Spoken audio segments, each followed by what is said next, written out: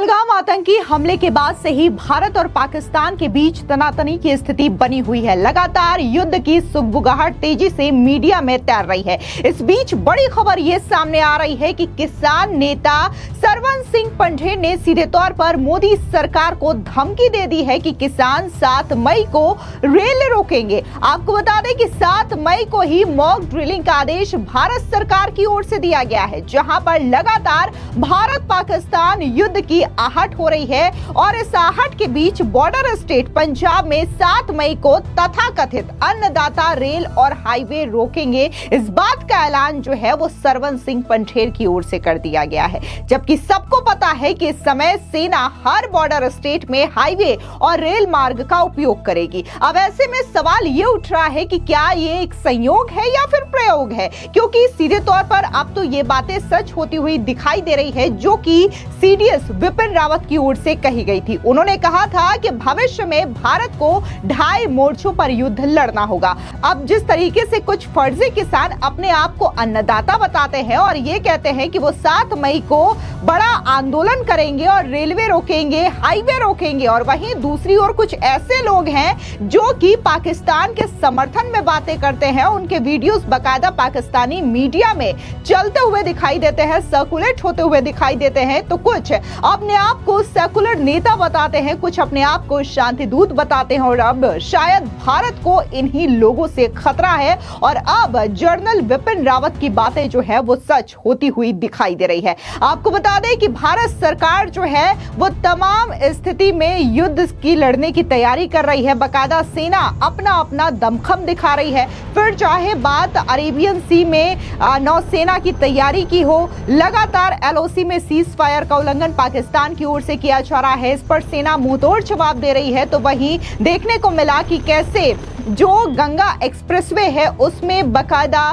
वायुसेना की ओर से भी दमखम दिखाया गया था। इन तमाम तैयारियों के बीच में जहां जनता इस वक्त देश की सरकार के साथ खड़ी नजर आ रही है, तो कुछ ऐसे लोग हैं किसानों के नाम पर फर्जी आंदोलन कर रहे हैं और 7 मई को बाकायदा प्रदर्शन का ऐलान कर रहे हैं। दरअसल आपको बता दें कि किसान मजदूर संघर्ष कमेटी ने ऐलान किया है कि 7 मई को पंजाब के अमृतसर जिले में देवीदासपुरा रेलवे स्टेशन पर रेल रोको अभियान चलाया जाएगा।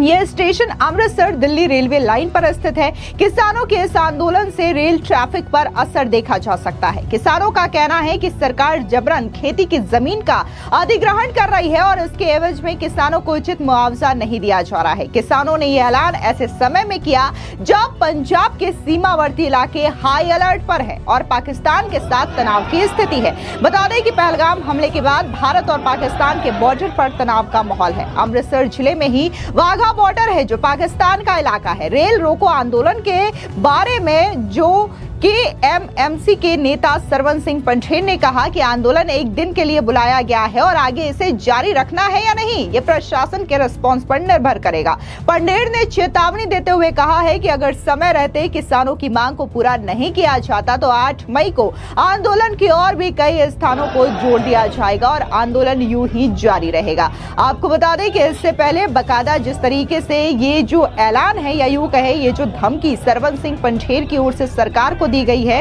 सरवन सिंह पंढेर ने न सिर्फ मोदी सरकार पर हमला बोला है बल्कि पंजाब की आम आदमी पार्टी सरकार पर भी हमला बोला और यह आरोप लगाया कि कैसे भगवंत मान की पुलिस ने बहुत सारे किसानों को अरेस्ट कर लिया है। इस बीच आपको बता दें कि भगवंत मान जो कि पंजाब के मुख्यमंत्री हैं, उन्होंने भी बाकायदा ये ऐलान किया है कि अगर किसी भी तरीके से जो किसान है अपने आंदोलन के जरिए रेल रोकते हैं, हाईवे जाम करते हैं और इससे आम जनता को परेशानी होती है, तो इसके खिलाफ जब कार्रवाई की जाएगी तो इस कार्रवाई के लिए भी वो तैयार रहे। तो वहीं दूसरी ओर खबर ये भी आ रही है कि किसान नेता डल्लेवान को हाउस अरेस्ट भी किया गया है। तो वहीं दूसरी ओर केंद्र सरकार ने 7 मई को देश के 244 जिलों में मॉक ड्रिल करने के लिए कहा है। इसमें नागरिकों को हमले के दौरान खुद को बचाने की ट्रेनिंग दी जाएगी और इसके साथ ही हवाई हमले की चेतावनी देने वाले सायरन बजाए जाएंगे। आपको बता दें कि पहले ही भारत जो है वो कड़े कदम पाकिस्तान के खिलाफ उठा चुका चुका है। कई सारी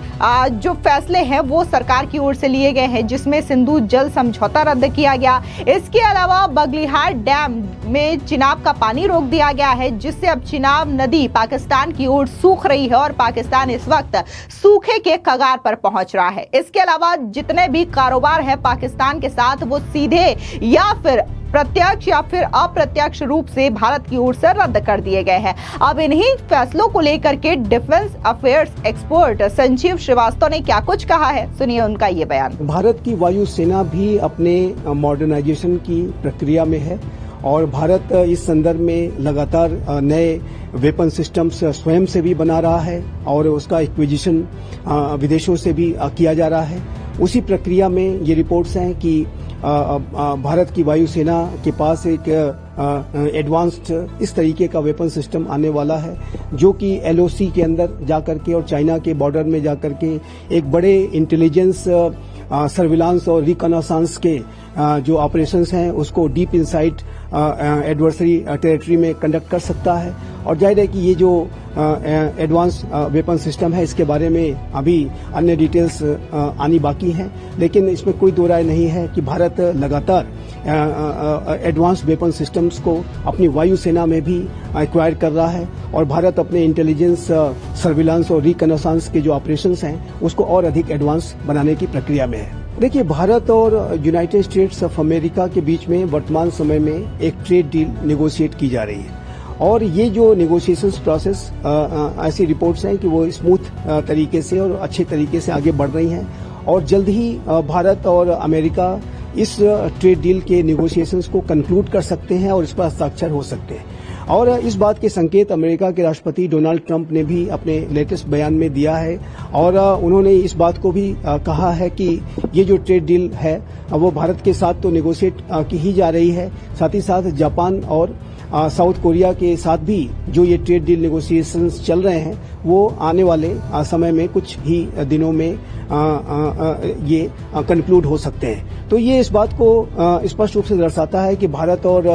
अमेरिका के बीच में ट्रंप प्रशासन के दूसरे कार्यकाल के दौरान भी कि जब उन्होंने बहुत ही एक एग्रेसिव टैरिफ पॉलिसी अख्तियार की, तो ऐसे में भी भारत और अमेरिका के जो संबंध हैं, जो आर्थिक संबंध हैं, वो प्रगाढ़ हो रहे हैं। और भारत और अमेरिका ने अपनी बायलैटरल जो ट्रेड को 2030 तक $500 बिलियन तक ले जाने का एक विजनरी लक्ष्य रखा है। और ऐसे में ये जो ट्रेड डील अगर नेगोशिएट होकर के कंक्लूड हो जाती है तो ऐसे में दोनों ही देशों को एक दूसरे राष्ट्रों में जो व्यापार को करने में बड़ी मदद मिलेगी और एक जो विजन 2030 का है कि $5 बिलियन का जो लेवल है उसको तक ले जाना है, उसमें निसंदेह मदद मिलेगी। और जो टैरिफ से संबंधित विषय हैं उस पर भी एक आम सहमति बनेगी और दोनों देशों के बीच में जो टैरिफ से संबंधित विचारों की जो भिन्नता है वो समाप्त होगी और ये जो ट्रेड जो इंटरैक्शंस हैं जो भारत और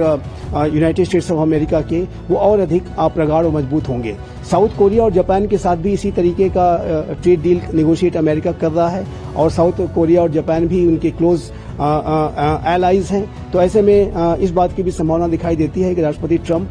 ये जो ट्रेड डील के माध्यम से वो उनके साथ भी एक सहमति बना लेंगे और जो राष्ट्रपति ट्रंप की जो एग्रेसिव टैरिफ पॉलिसी की वजह से जो भारत के बाजारों में या साउथ कोरिया और जापान के बाजारों में जो अनिश्चितता का वातावरण बन गया था वो भी सामान्य करने में मदद मिलेगी और इससे जो पूरा एक व्यापारिक वातावरण है इन राष्ट्रों में, चाहे भारत हो, अमेरिका हो, साउथ कोरिया, जापान, सभी में एक स्वस्थ व्यापारिक वातावरण को बनाने में भी इसमें मदद मिलेगी। देखिए जी, वो भारत और के प्रधानमंत्री श्री नरेंद्र मोदी का जो विजन है वो तो एक महत्वपूर्ण स्थान रखता है और जिस तरीके से अमेरिका के राष्ट्रपति डोनाल्ड ट्रंप का मेक अमेरिका ग्रेट अगेन को बनाने का विजन है, वैसे ही भारत के प्रधानमंत्री श्री नरेंद्र मोदी का विकसित भारत को बनाने का विजन है। और प्रधानमंत्री श्री नरेंद्र मोदी ने अमेरिका यात्रा के दौरान उन्होंने कहा कि जैसे मेक अमेरिका ग्रेट अगेन मागा की आप बात करते हैं, वैसे ही Bharat make India great again की बातें करता है, मीगा की बातें करता है। लेकिन जो सबसे बड़ा बाइंडिंग फैक्टर भारत और अमेरिका के संबंधों में ये है कि दोनों ही लोकतांत्रिक राष्ट्र हैं और लोकतांत्रिक राष्ट्रों की सबसे बड़ी ताकत ये होती है कि वो अपनी असहमतियों पर भी सहमत होने के लिए तैयार होते हैं। जब कभी भी कोई मतभेद के विषय आते हैं तो उस पर वो विवाद नहीं खड़ा करते, बल्कि उस पर नेगोशिएटिंग टेबल पर बातचीत बैठ करके एक रास्ता निकाल लेते हैं। भारत और अमेरिका के संबंधों की एक सबसे बड़ी ताकत यह है कि दोनों ही राष्ट्र लोकतांत्रिक राष्ट्र हैं, दो विश्व के सबसे बड़े लोकतांत्रिक राष्ट्र हैं, दोनों के साझा मूल्य हैं, साझा हित हैं, साझा अवसर हैं, साझा चुनौतियां हैं। दोनों ही पूरे विश्व में शांति, सुरक्षा, स्थिरता, संपन्नता के लिए कार्य कर रहे हैं। तो ऐसे में जो भारत के और अमेरिका के बीच में कभी भी कोई अगर ऐसा कोई विषय आता है कि जिसमें कि कोई मतभेद हो, तो ये दोनों राष्ट्र अपनी असहमतियों के लिए सहमत होने के लिए भी तैयार होते हैं। लोकतांत्रिक राष्ट्रों की सबसे बड़ी ताकत ये होती है कि वो अपनी असहमतियों के लिए सहमत होने को तैयार होते हैं। तो ये हमारे जो साझा लोकतांत्रिक मूल्य हैं, ये भारत और अमेरिका की सबसे बड़ी ताकत है। और टैरिफ से लेकर के से संबंधित जो विषय आए थे, उसमें जरूर शुरुआती दौर में मतों में भिन्नता थी, लेकिन अब जिस तरह से ट्रेड डील नेगोशिएट की जा रही है, जिस तरह से दोनों राष्ट्रों ने अपने टैरिफ के विषयों को एक दूसरे के साथ बातचीत करके हल करने की कोशिश की है, ये इस बात को दर्शाता है कि डोनाल्ड ट्रंप के दूसरे कार्यकाल के दौरान भी भारत और अमेरिका की जो कम्प्रिहेंसिव ग्लोबल स्ट्रेटेजिक पार्टनरशिप है, वो और ऊंचाई पर पहुंचेगी और